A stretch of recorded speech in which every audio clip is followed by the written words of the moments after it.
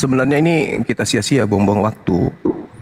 Karena biar bagaimanapun saya menjelaskan, saudara Suki tetap akan ngotot mengajarkan ajaran Romawi Yunani yang tidak suka dengan aturan Tuhan. Lukas 16 nomor 17, Yesus sendiri yang berkata, lebih mudah langit dan bumi lenyap daripada satu titik dari hukum Taurat batal.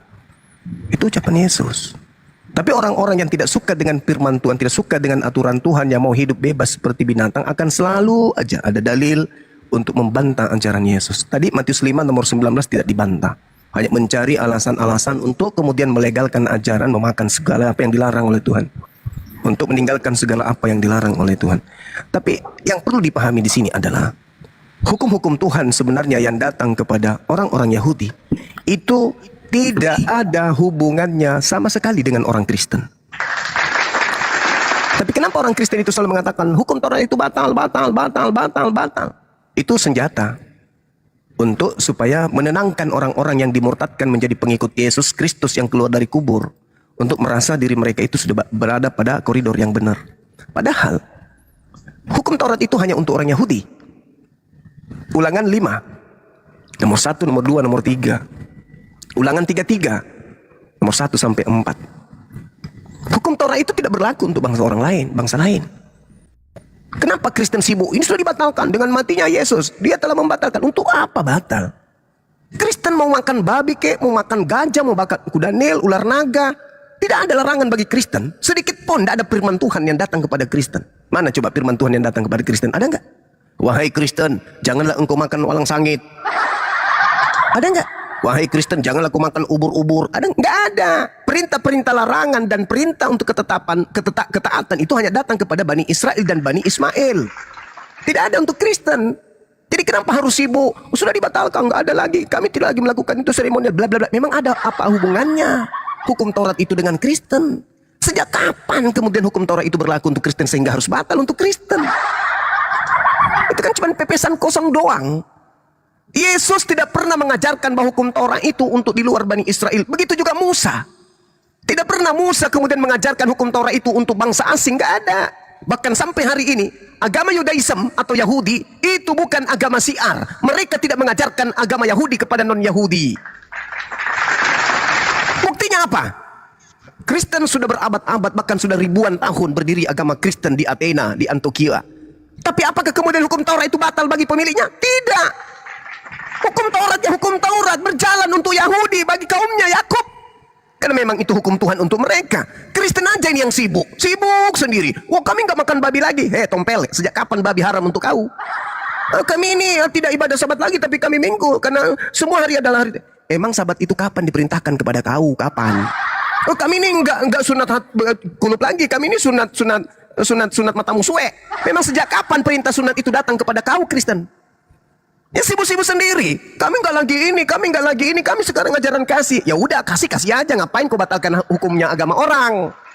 Di kami itu nggak ada Bang Suma yang kayak begitu. Yang ada sama kami itu adalah kami ini tidak lagi menjalankan apa yang menjadi perintah Taurat. Sejak kapan memang itu perintah Taurat untuk kalian? Sejak kapan? Kapan Tuhan berfirman kepada orang Athena? Kapan Tuhan berfirman kepada orang Roma? Kapan Tuhan berfirman kepada orang Belanda yang datang membawa ajaran Kristen ke Indonesia? Kapan? Yang betul untuk orang-orang Roma, kitab Roma nomor 3. Tetapi sekarang tanpa hukum Taurat, kebenaran Theos telah dinyatakan. Seperti yang disaksikan dalam kitab Taurat dan kitab-kitab para nabi. Yaitu kebenaran Theos karena iman dalam Yesus Kristus bagi semua orang yang percaya. Sebab tidak ada perbedaan. Itu yang betul.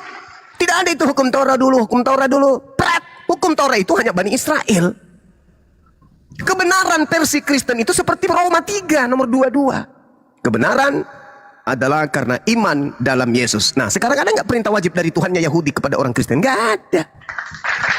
Wahai orang-orang di luar Yahudi, janganlah engkau makan babi ya. Janganlah kau mengharamkan dirimu babi ya. Janganlah kau sunatkan dirimu ya, karena hukum-hukum ini hanya untuk Israel. Kalau kalian bebas, kalian mau apa aja boleh. Emang ada kayak gitu? Nggak ada. Paulus bikin aturan sendiri untuk kaumnya, yaitu orang Roma dan orang Athena.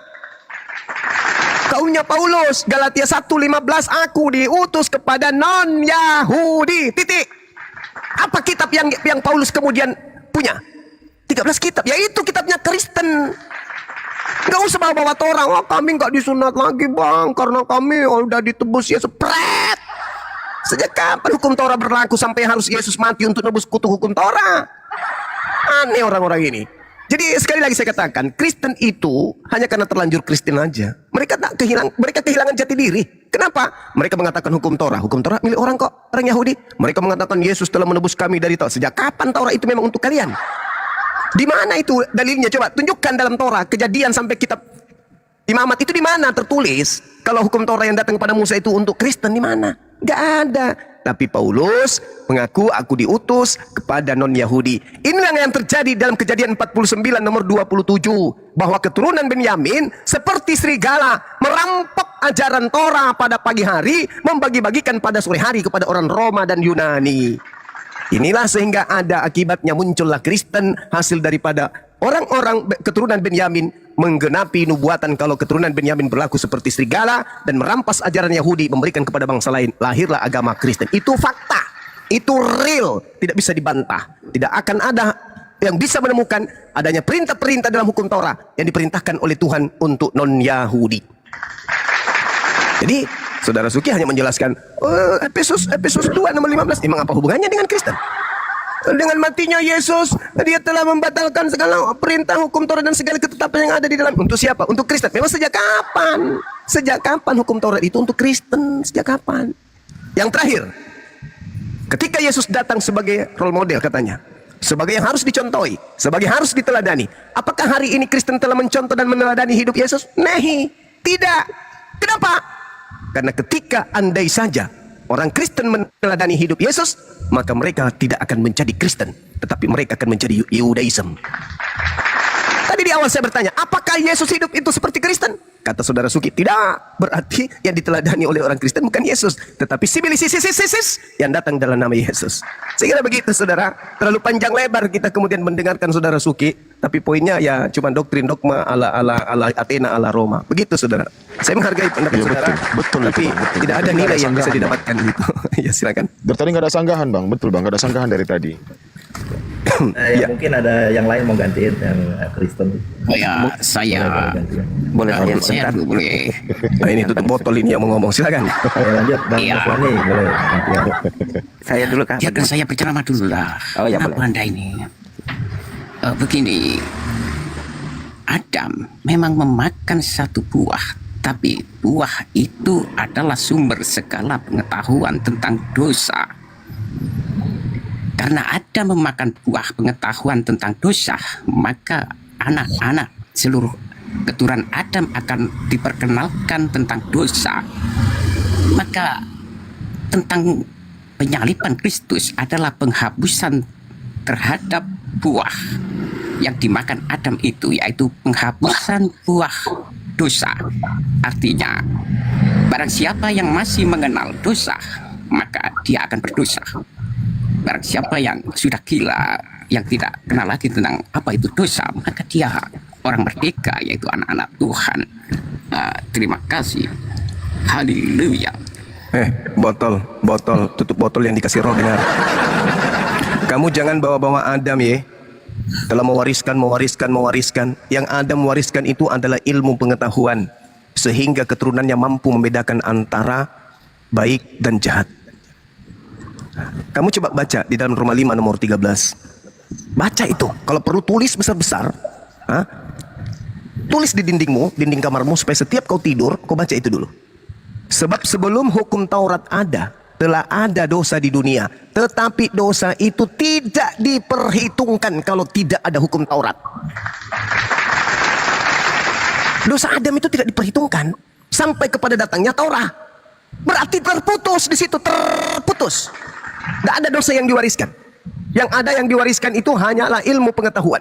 Andai saja tidak ada makan ilmu pengetahuan, maka manusia, khususnya ente, akan hidup seperti binatang. Tapi sekarang kan juga sama aja kan, tidak ada aturan. Begitu saudara. Harusnya kita berterima kasih kepada Adam. Makanya kami umat Islam menyebutnya alaihis salam. Sementara kalian selalu sibuk aja mengutuk Adam. Gara-gara Adam ini. Musuh kali sama Adam, benci kali sama Adam. Tanpa Anda sadari, dengan memfitnah Adam, itu sama halnya Anda sudah kerasukan daripada setan.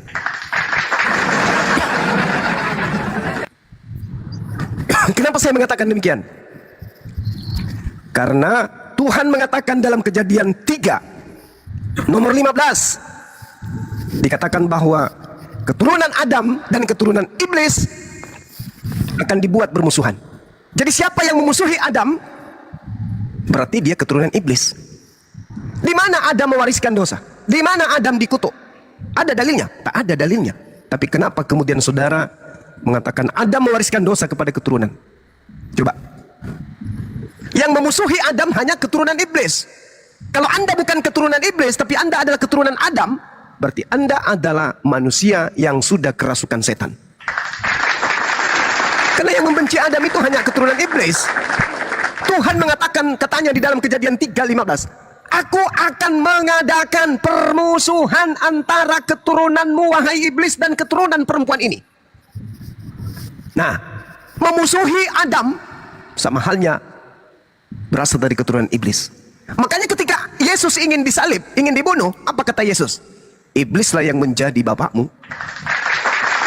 Dengan kata lain, siapa yang ingin menyalib Yesus, siapa yang ingin membunuh Yesus, bahkan berpikir aja, sekedar berpikir aja bahwa Yesus disalib, maka dia adalah iblis, kata Yesus. Nah, ada satu hal yang menarik tadi yang dijelaskan oleh saudara Suki terkait dengan Matius 12. Saudara, orang Farisi minta tanda.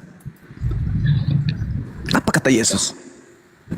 Angkatan jahat ini minta satu tanda, dan tidak akan diberikan satu tanda apapun selain tanda Yunus. Sebab Yunus 3 hari dalam perut ikan. Demikian juga anak manusia dalam perut bumi. Itu tanda untuk siapa? Tanda untuk angkatan